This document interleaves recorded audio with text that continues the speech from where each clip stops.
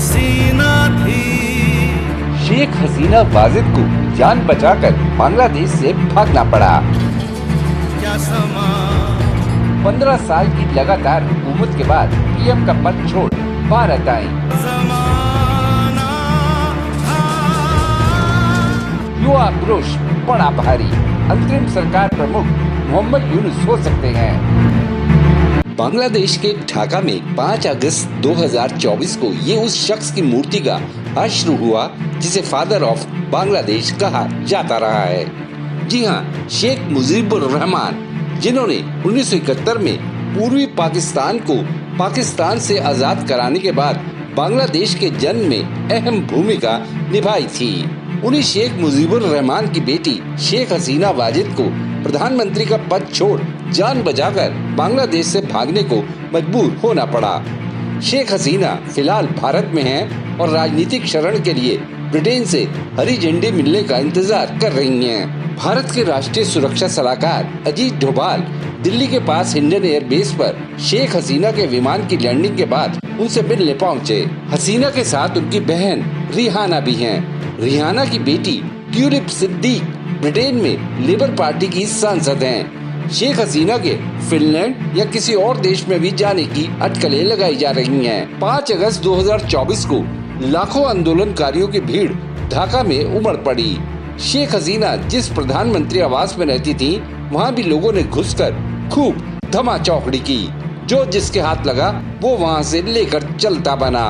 देशनामा story में बांग्लादेश के हालात के साथ साथ शेख हसीना वाजिद के बारे में सब कुछ बताने जा रहा है, लेकिन उससे पहले आपसे अपील है कि हमारे चैनल को सब्सक्राइब करने के साथ घंटी वाला बटन जरूर दबा दें, जिससे हमारे सभी नए वीडियोस आप तक पहुंचते रहें। पहले बात 76 साल की शेख हसीना की।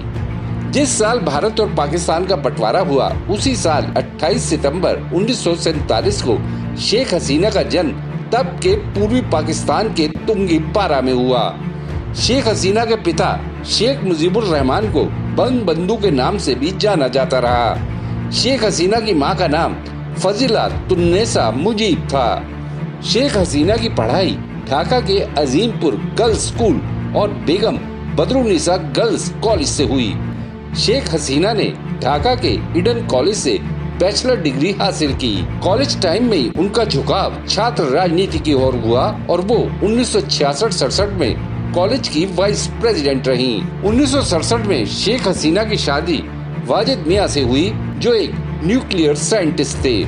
1971 में बांग्लादेश को पाकिस्तान से आजादी मिलने के बाद शेख हसीना के पिता शेख मुजीबुर रहमान बांग्लादेश के प्रधानमंत्री बने, लेकिन 4 साल में ही बांग्लादेश में तख्ता पलट हो गया। 15 अगस्त 1975 को ढाका में शेख मुजीबुर रहमान और उनके परिवार के कई सदस्यों की हत्या कर दी गई। उसके बाद 1977 तक कहने को कोई और राष्ट्रपति रहे, लेकिन अप्रत्यक्ष रूप से कमान सैन्य शासक जियाउर रहमान के हाथ में रही। 21 अप्रैल 1977 को जियाउर रहमान बांग्लादेश के राष्ट्रपति बन गए।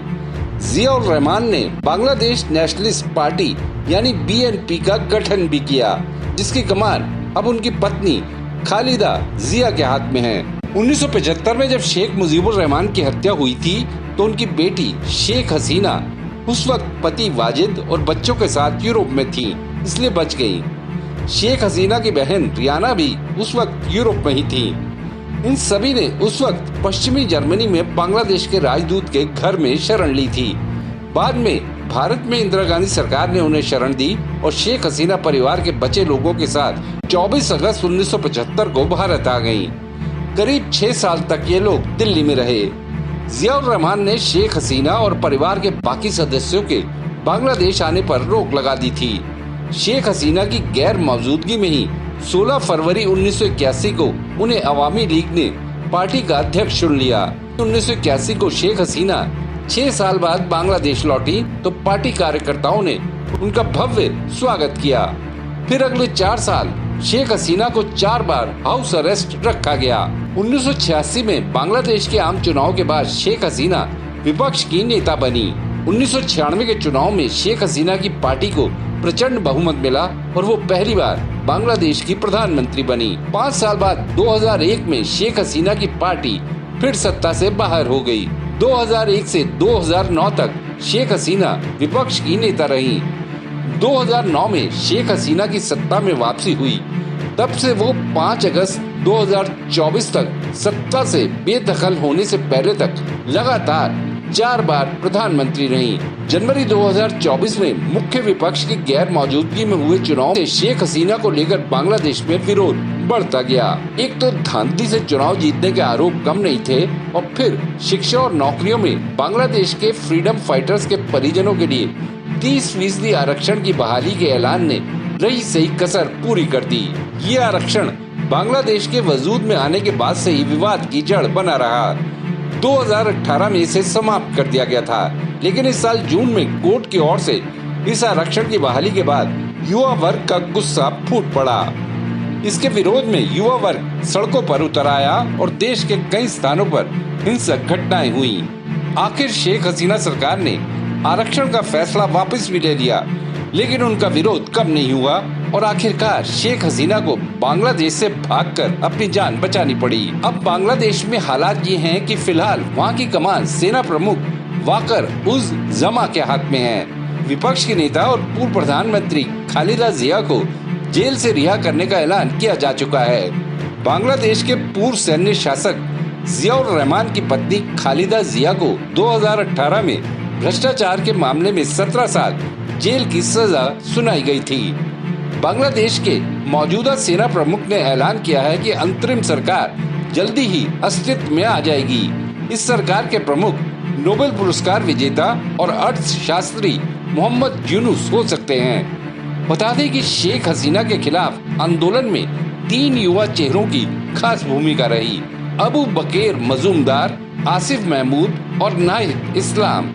इन तीनों पर आंदोलन के दौरान हिरासत में लेकर यातनाएं दिए जाने से युवा वर्ग में शेख हसीना का विरोध बढ़ता गया और उन्हें आखिरकार बांग्लादेश की सत्ता छोड़नी पड़ी।